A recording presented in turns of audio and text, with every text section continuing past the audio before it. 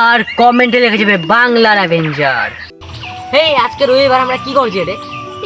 আরে গরু বকরি চালাচ্ছি। আরে গরু বকরি কেন চালাবে না? চো মেয়েবাজি করি। আমাকে যাওয়া দিবে। আরে কেন দিবে না? চলো না, মেয়েবাজি না করলে হবে নাকি? এবছর তো করবে না, তো কোন বছর? শোনো, সবাই মিলে আড্ডা না মারে আমরা সবাই মিলে একটা ইউটিউব চ্যানেল করি। ও দাদা, চ্যানেল খুলবি তো ভালো কথা, তে ভিডিও বানাবে কে? ও দাদা, এডিট করবে কে? আর উদয় দা ক্যাপকাট খুলেই তো মোবাইল হ্যাং করে। আরে ক্যাপকাট খুলে তো মোবাইল রিস্টার্ট মেরে দেয়। হ্যাঁ হ্যাঁ, তোরা হাস, একদিন এই বেকার টিমই ভাইরাল হবে।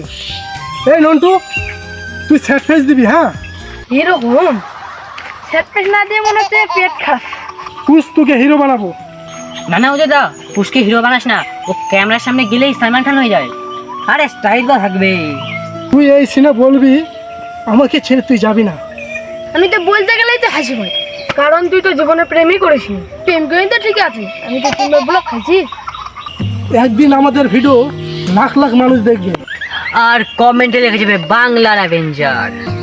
আর মিন্টুকে দেখে সবাই বলবে এই ছেলেটা তো কাঁদে কেন? কারণ আমার ভিতরে আর্টিস্ট আছে, কষ্ট থাকলেও হাসিটা তো একসাথে আছে। হ্যাঁ, আমরা একদিন সফল হবো। আর গ্রামের মানুষগুলো বলবে এই ছেলেগুলা মাঠে ফিরে বানাতো।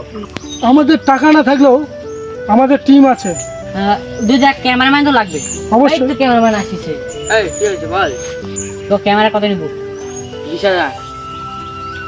তুই যা, তোকে থাকবো না, তুই যা তুই যা।